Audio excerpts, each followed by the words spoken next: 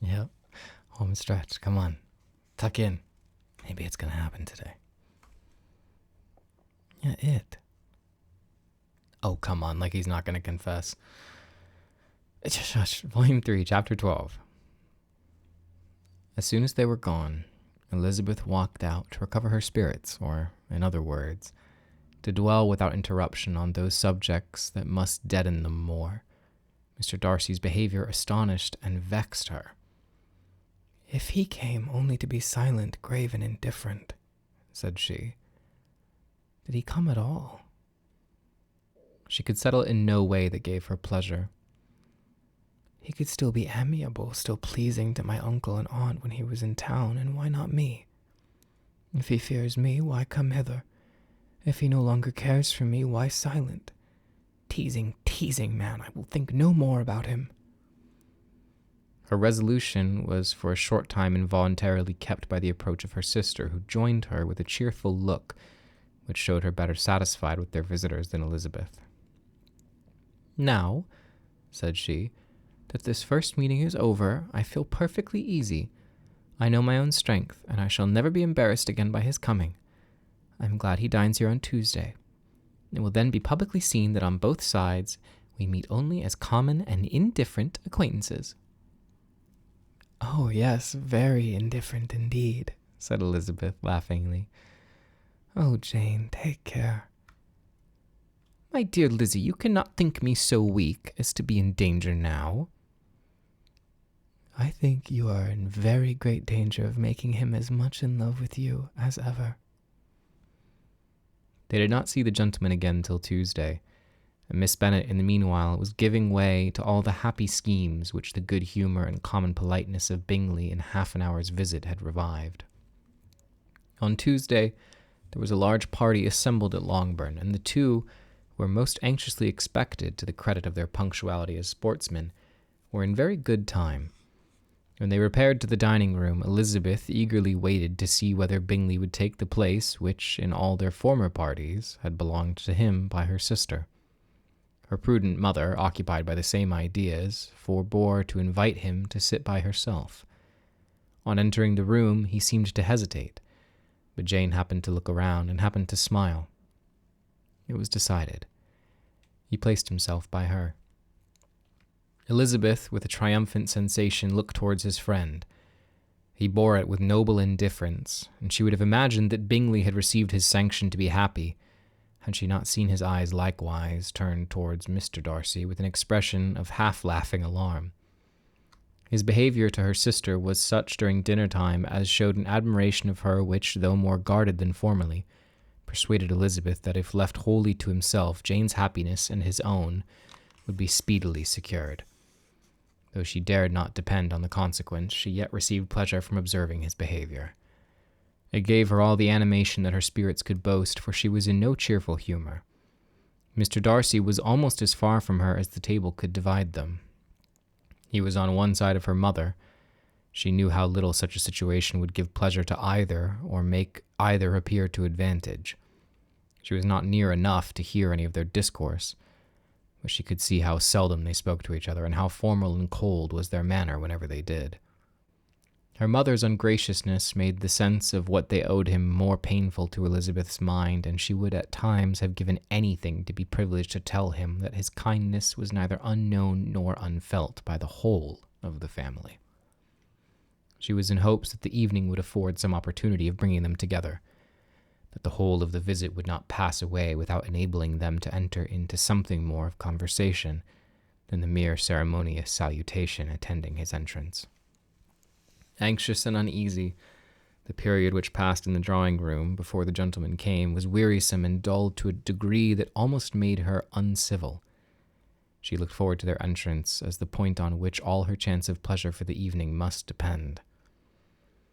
"If he does not come to me then," said she, "I shall give him up forever." The gentleman came, and she thought he looked as if he would have answered her hopes, but alas, the ladies had crowded round the table where Mrs. Bennet was making tea and Elizabeth pouring out the coffee, in so close a confederacy that there was not a single vacancy near her which would admit of a chair. and on the gentleman's approaching, one of the girls moved closer to her than ever and said in a whisper, "The men shan't come and part us, I am determined. We want none of them, do we?" Darcy had walked away to another part of the room. She followed him with her eyes, envied everyone to whom he spoke, had scarcely enough patience enough to help anybody to coffee, and was then enraged against herself for being so silly. A man who has once been refused. How could I ever be foolish enough to expect a renewal of his love? Is there one among the sex who would not protest against such a weakness as a second proposal to the same woman? There is no indignity so abhorrent to their feelings. She was a little revived, however, by his bringing back his coffee cup himself, and she seized the opportunity of saying, "Is your sister at Pemberley still?" "Yes, she will remain there until Christmas." "And quite alone? Have all her friends left her?" "Miss Annesley is with her. The others have been gone on to Scarborough these 3 weeks." She could think of nothing more to say, but if he wished to converse with her, he might have better success. He stood by her, however, for some minutes in silence, and at last, on the young lady's whispering to Elizabeth again, he walked away. When the tea things were removed and the card tables placed, all the ladies rose, and Elizabeth was then hoping to soon be joined by him, when all her views were overthrown by seeing him fall a victim to her mother's rapacity for whist players, and in a few moments after seated with the rest of the party, she now lost every expectation of the pleasure. They were confined for the evening at different tables, and she had nothing to hope but that his eyes were so often turned towards her side of the room as to make him play as unsuccessfully as herself. Miss Bennet had designed to keep the 2 Netherfield gentlemen to supper, but their carriage was unluckily ordered before any of the others, and she had no opportunity of detaining them. "Well, girls," said she, as soon as they were left to themselves, "what say you to the day? I think everything has passed off uncommonly well, I assure you. The dinner was as well dressed as any as I ever saw. The venison was roasted to a turn, and everybody said they never saw so fat a haunch. The soup was 50 times better than what we had at the Lucases last week, and even Mr. Darcy acknowledged that the partridges were remarkably well done, and I suppose he has had 2 or 3 French cooks at least. And my dear Jane, I never saw you look in greater beauty. Miss Long said so too, for I asked her whether you did not. And what do you think she said besides? Ah, Miss Bennet, we shall have her at Netherfield at last. She did indeed. I do think Miss Long is as good a creature as ever lived, and her nieces are very pretty behaved girls, and not at all handsome. I like them prodigiously. Miss Bennet, in short, was in very great spirits. She had seen enough of Bingley's behavior to Jane to be convinced that she would get him at last. Her expectations of advantage to her family, when in happy humor, were so far beyond reason that she was quite disappointed at not seeing him there again the next day to make his proposals. "It has been a very agreeable day," said Mrs. Bennet to Elizabeth. "The party seemed so well selected, so suitable one with the other. I hope we may often meet again." Elizabeth smiled. "Lizzie, you must not do so. You must not suspect me. It mortifies me. I assure you that I have now learnt to enjoy his conversation as an agreeable and sensible young man, without having a wish beyond it. I am perfectly satisfied, from what his manners now are, that he never had any design of engaging my affection. It is only that he is blessed with greater sweetness of address and a stronger desire of generally pleasing than any other man." "You are very cruel," said her sister. "You will not let me smile, and are provoking me to it every moment." "How hard is it, in some cases, to be believed?" "And how impossible in others." "But why should you wish to persuade me that I feel more than I acknowledge?" "That is a question I hardly know an answer to. We all love to instruct, though we can teach only what is not worth knowing. Forgive me, and if you persist in indifference, do not make me your confidant." Chapter 13. A few days after this visit, Mr. Bingley called again, and alone. His friend had left him that morning for London, but was to return home in 10 days' time. He sat with them above an hour and was in remarkably good spirits. Miss Bennet invited him to dine with them, but with many expressions of concern, he confessed himself engaged elsewhere. "Next time you call," said she, "I hope we shall be more lucky." He should be particularly happy at any time, and if she would give him leave, would take early opportunity of waiting on them. "Can you come tomorrow?" Yes, he had no engagement at all for tomorrow, and her invitation was accepted with alacrity. He came, and in such very good time that the ladies were none of them dressed. In ran Miss Bennet to her daughter's room in her dressing gown, with her hair half finished, crying out, "My dear Jane, make haste and hurry down. He has come. Mr. Bingley has come. Yes, indeed. Make haste, make haste. Here, Sarah, come to Mrs. Bennet this moment and help her on with her gown. Never mind Mrs. Lizzie's hair." "We will soon be down as we can," said Jane. "But I dare say Kitty is forwarder than either of us, for she went upstairs half an hour ago." "Oh, hang Kitty. What has she to do with it? Come, be quick, be quick. Where's your sash, my dear?" But when her mother was gone, Jane would not be prevailed on to go down without one of her sisters. The same anxiety to get them by themselves was visible again in the evening. After tea, Mr. Bennet retired to the library as was his custom, and Mary went upstairs to her instrument. 2 obstacles of the 5 thus being removed, Miss Bennet sat looking and winking at Elizabeth and Catherine for a considerable time, without making any impression on them. Elizabeth would not observe her, and when at last Kitty did, she very innocently asked, "What's the matter, Mamma? What do you keep winking at me for? What am I to do?" "Nothing, child, nothing. I did not wink at you." And she sat still 5 minutes longer, but unable to waste such a precious occasion, she suddenly got up and saying to Kitty, "Come here, my love. I want to speak to you," took her out of the room. Jane instantly gave a look at Elizabeth, which spoke her distress at such premeditation, and her entreaty that she would not give in to it. In a few minutes, Miss Bennet half opened the door and called out, "Lizzie, my dear, I want to speak with you." Elizabeth was forced to go. "We may as well leave them by themselves, you know," said her mother as soon as she was in the hall. "Kitty and I are going upstairs to sit in my dressing room." Elizabeth made no attempt to reason with her mother, but remained quietly in the hall till she and Kitty were out of sight, then returned into the drawing room. Miss Bennet's schemes for this day were ineffectual. Bingley was everything that was charming except the professed lover of her daughter. His ease and cheerfulness rendered him a most agreeable addition to their evening party, and he bore with the ill-judged officiousness of the mother, and heard all her silly remarks with a forbearance and command of countenance particularly grateful to the daughter. He scarcely needed an invitation to stay supper, and before he went away an engagement was formed, chiefly through his own and Miss Bennet's means, for his coming next morning to shoot with her husband. After this day, Jane said no more of her indifference. Not a word passed between the sisters concerning Bingley, but Elizabeth went to bed in the happy belief that all must speedily be concluded, unless Mr. Darcy returned within the stated time. Seriously, however, she felt tolerably persuaded that all this must have taken place with that gentleman's concurrence. Bingley was punctual to his appointment, and he and Mr. Bennet spent the morning together as had been agreed upon. The latter was much more agreeable than his companion expected.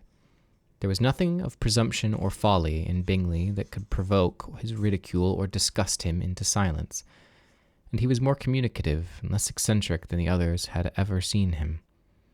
Bingley, of course, returned with him to dinner, and in the evening Miss Bennet's invention was again at work to get everybody away from him and her daughter.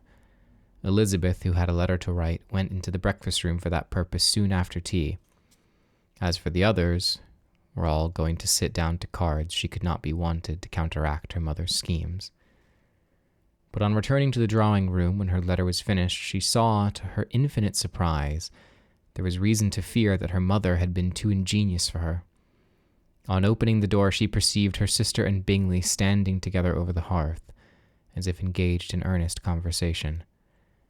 And had this led to no suspicion, the faces of both as they hastily turned round and moved away from each other would have told it all. Their situation was awkward enough, but hers, she thought, was still worse. Not a syllable was uttered by either, and Elizabeth was on the point of going away again when Bingley, who as well as the others had sat down, suddenly rose and, whispering a few words to her sister, ran out of the room. Jane could have no reserves from Elizabeth where confidence would give pleasure, and instantly embracing her acknowledged with the liveliest emotion that she was the happiest creature in the world.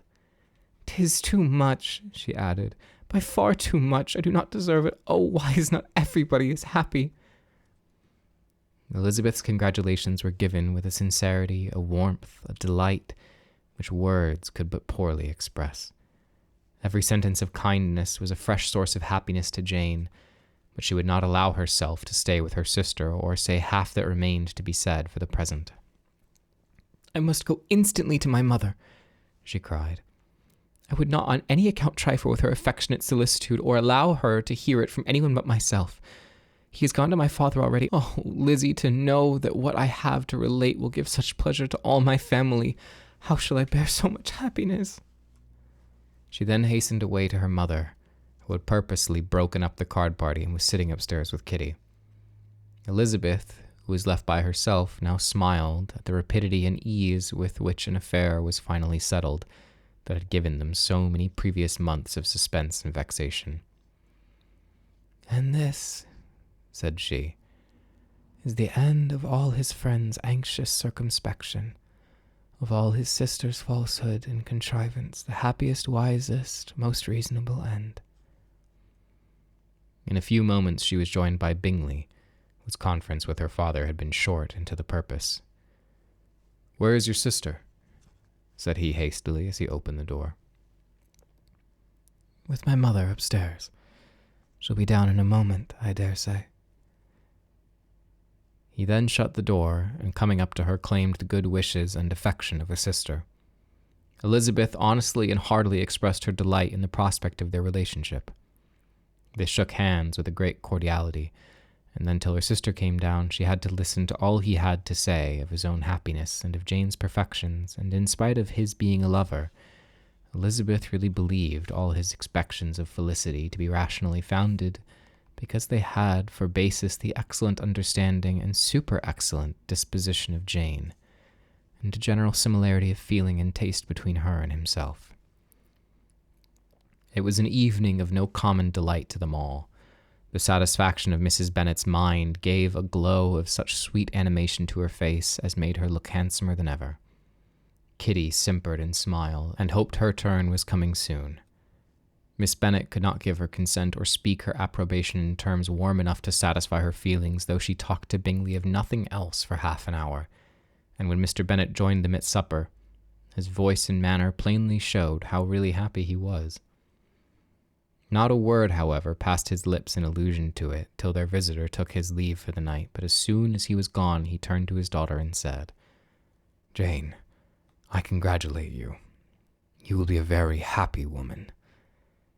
Jane went to him, instantly kissed him, and thanked him for his goodness.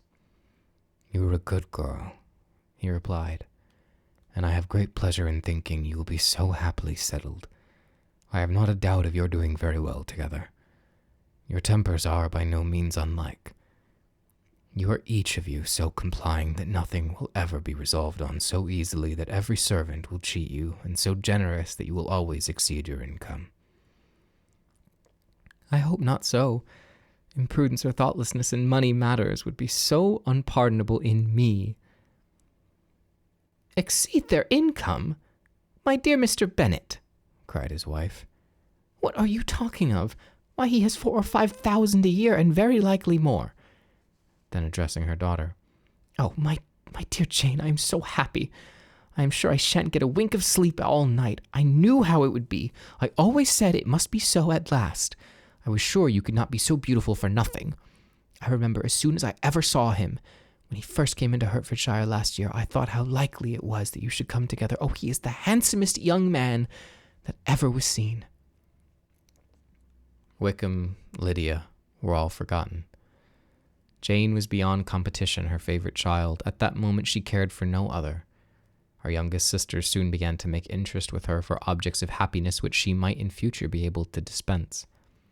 Mary petitioned for the use of the library at Netherfield, and Kitty begged very hard for a few balls there every winter. Bingley, from this time, was of course a daily visitor at Longbourn, coming frequently before breakfast and always remaining till after supper, unless when some barbarous neighbour who could not be enough to test it had given him an invitation to dinner which he thought himself obliged to accept. Elizabeth had now but little time for conversation with her sister, for while he was present, Jane had no attention to bestow on anyone else. But she found herself considerably useful to both of them in those hours of separation that must sometimes occur. In the absence of Jane, he always attached himself to Elizabeth for the pleasure of talking of her, and when Bingley was gone, Jane constantly sought the same means of relief. "He has made me so happy," said she one evening, "by telling me that he was totally ignorant of my being in town last spring. I had not believed it possible." "I suspected as much," replied Elizabeth. "But how did he account for it?" "It must have been his sister's doing. They were certainly no friends to his acquaintance with me, which I cannot wonder at, since he might have chosen so much more advantageously in many respects. But when they see, as I trust they will, that their brother is happy with me, they will learn to be contented, and we shall be on good terms again, though we can never be what we once were to each other."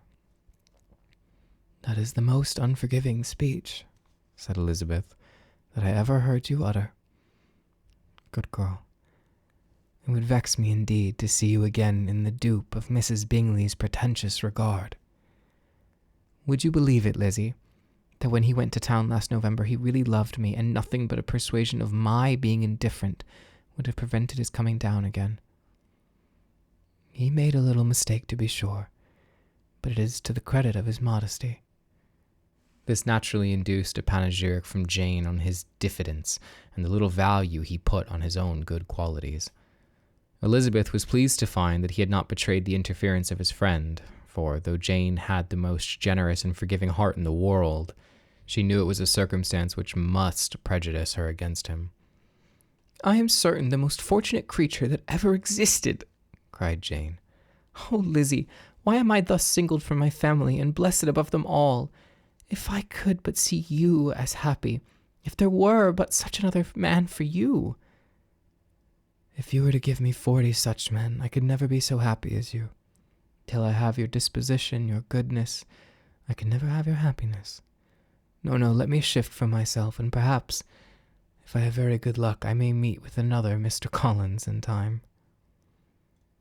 The situation of affairs in the Longbourn family could not long be a secret. Miss Bennet was privileged to whisper it to Miss Phillips when she ventured, without any permission, to do the same by all her neighbours in Meryton. The Bennets were speedily pronounced to be the luckiest family in the world, though only a few weeks before, when Lydia had first run away, they had been generally proved to be marked out for misfortune. I think it might be time. No, not tonight. Tomorrow night. Yes, I promise.